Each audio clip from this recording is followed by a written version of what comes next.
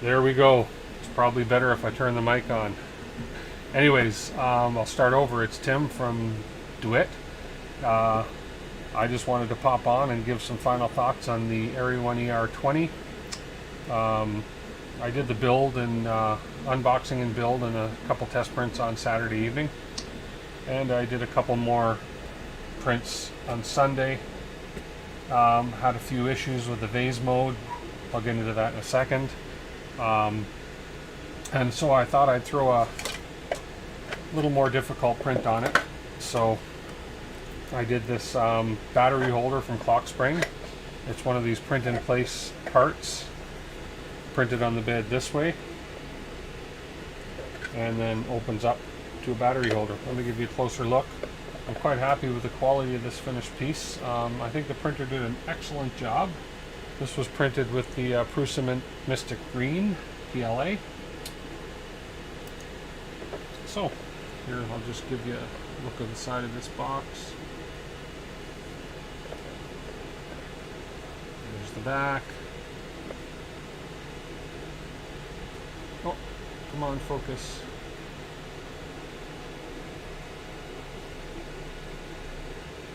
There we go. Okay, and then this is going to be the top layer. Beautiful top layer on that, nice finish to it. And then the bottom layer, there's a little bit of bed adhesion issues right along there, but that's not the printer's fault necessarily. I probably didn't clean the bed quite proper. Not a bad looking bottom layer. You've got that little pattern from the glass in it, and then inside, when you open up, there's the battery compartments. This holds 24 AA batteries. Oh, there we go. Focus that a little better. Overall, I'd say, whoops, that's an acceptable job for me.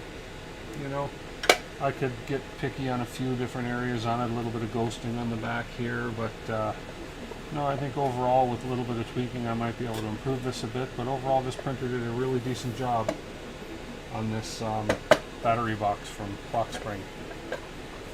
So, oh, the lid won't stay open. So yeah, so what I'm doing now, I had the issue with, this is a real bad example. The first one was awful with the, what I call the zits on the Vase mode. So I had switched, just tried slicing a different one in the test file. Came up with the same sort of thing, zits on it not as bad. So then I switched out filaments and still had the zits showing up on it, but those aside, it's a beautiful print.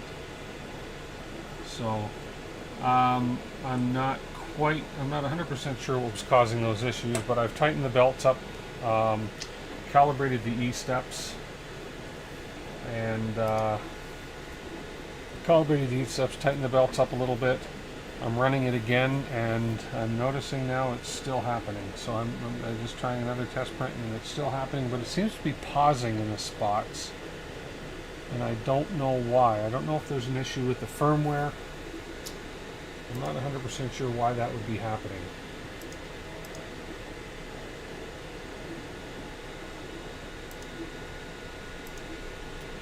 But I'm going to investigate that further. It's only happening in Vase mode, so I'm going to try and figure out what's going on with that. Hey Dan, how are you doing? Non-fam, how's it going?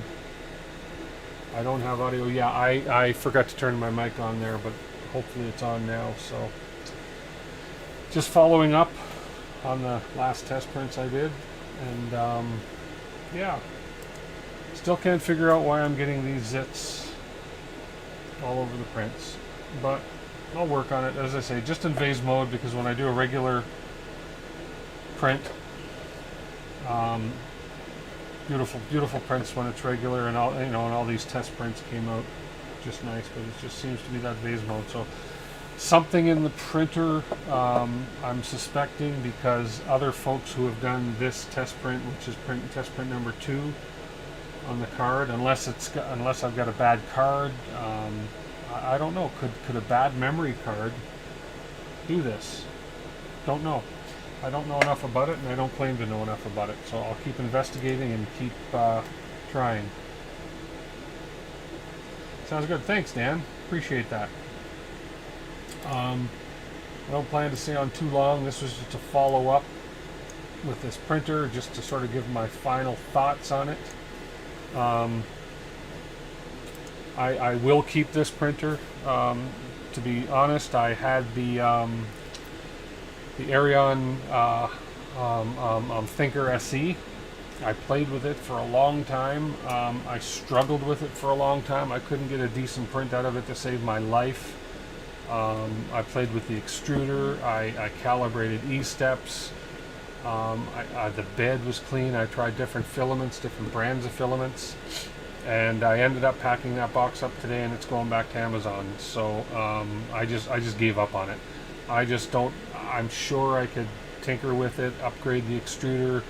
I'm sure there's lots I could do to get it working, but I don't have the time or the patience for that.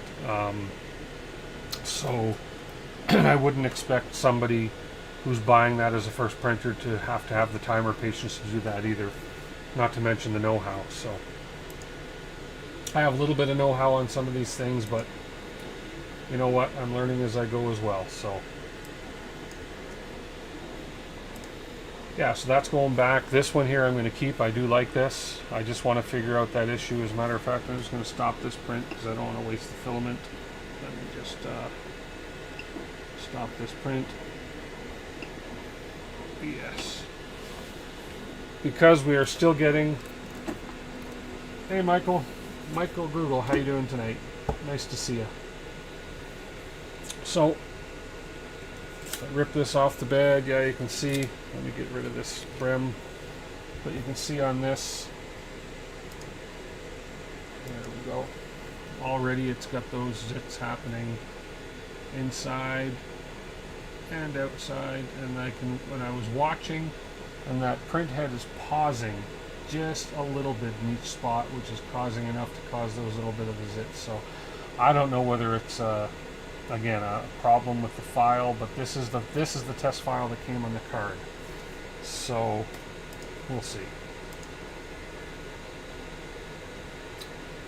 But yeah, otherwise quite happy with this little guy. It's quiet. One of the Z rods, this Z rod over here, has a little bit of a warble to it, but and so it's a little noisy when it's homing. But that's easily fixed with some lubrication, I believe. And if I have to replace that Z rod, it's not too bad. It's just got a little bit of warble in it. So I mentioned a couple things before in case somebody at Eryone is watching this now, but throw some retainer clips on these Bowden tube couplers, because on my Thinker SE this ended up coming out wrecking a 19-hour print. I ended up switching it. The coupler itself was stripped right away, and could be something to do with the extrusion issues I was having. I don't know, but I put a new coupler on it, a better coupler, and I put some blue Capricorn tubing in it. This coupler was fine, but yeah, throw a couple little retainer clips on those couplers would go a long way. So, but yeah, otherwise I think I will hang on to this one, and I would definitely, this is probably a pretty simple printer for somebody new, getting along new, to invest in. Just don't use the sample roll of filament that came with it like I did on Saturday, because that was disastrous. So, but yeah, I think that's about it. So, quite happy with it.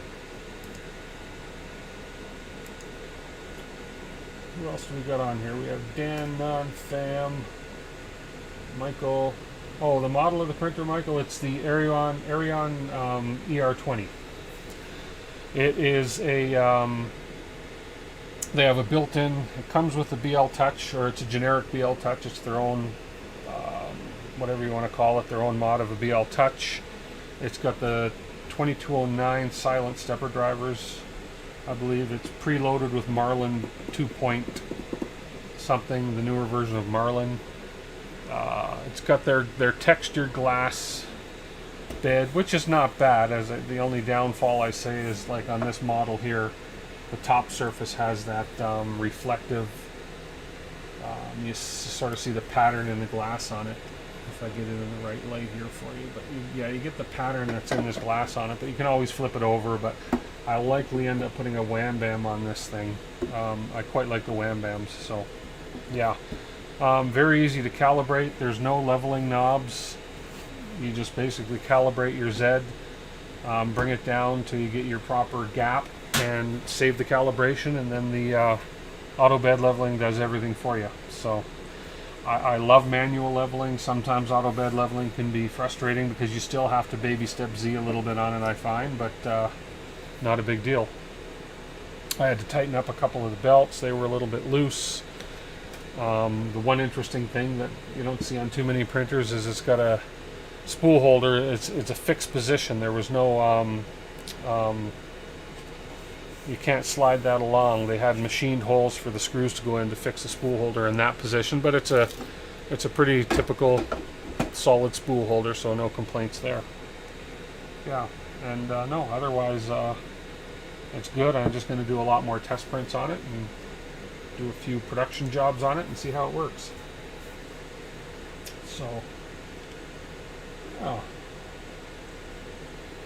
So I think I'm going to leave it at that for now. Thank you guys for popping in and saying hello. I do appreciate it. I've got my little sign up here. Basically, that's telling you the printer we're looking at right there, the Eryone ER-20, and please hit that like button and subscribe if you like the video. I'm going to be doing more content coming up soon. I'm going to be unboxing and building the Creality. I have a Repboard rep box that I've bought sitting back here that I'm going to unbox and build. That'll be an interesting long build. I don't know if I'll do that one live. That may be too painful for people to watch. I've got another Anycubic i3 Mega S down here that I'm going to build, do a test print on, show folks how loud that printer is, because out of the box it is a loud printer, but then I do have some silent stepper drivers that I will open up and put in silent stepper drivers into it, and then show you the comparison as to how much quieter it makes that printer. That's been one of my most reliable printers over the last year and a half or so, is that Anycubic i3 Mega S. So that's coming up, and who knows what else. I want to do a few more videos and talks on the FlashForge Creator 3 that's sitting behind me here running a job. It's a phenomenal printer. They did have some firmware issues, but I think they've all been fixed, and a lot of us Creator 3 owners ended up backdating the firmware to an older version, so it was working well again. But yeah, that's sort of what I hope to accomplish over the next little while. So I'm hoping you guys will pop in. The audio sound funny to you, Dan? My apologies. I got the mic up here. I don't know. Testing. I'll have to see on the playback. See what happens. See if there's a problem with it. But it should be okay from all my testing. So, sound good to everybody else? Hey, Michael. Yeah, does it sound good to you, Michael? And non-fan, can you guys hear the audio pretty good? Does it sound funny? Not unintelligible, but a little. I wonder if it's picking up the FlashForge that's printing. I'll bet that's what's happening, because the mic is very sensitive. If I turn the gain down a little,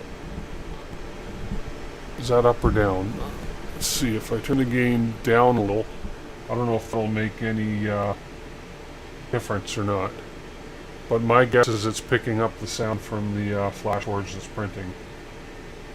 Okay. Okay, well, I will watch this video back and see what the problem may be. Thank you for letting me know that. All these bugs that we have to work out when we start to do this stuff. But hopefully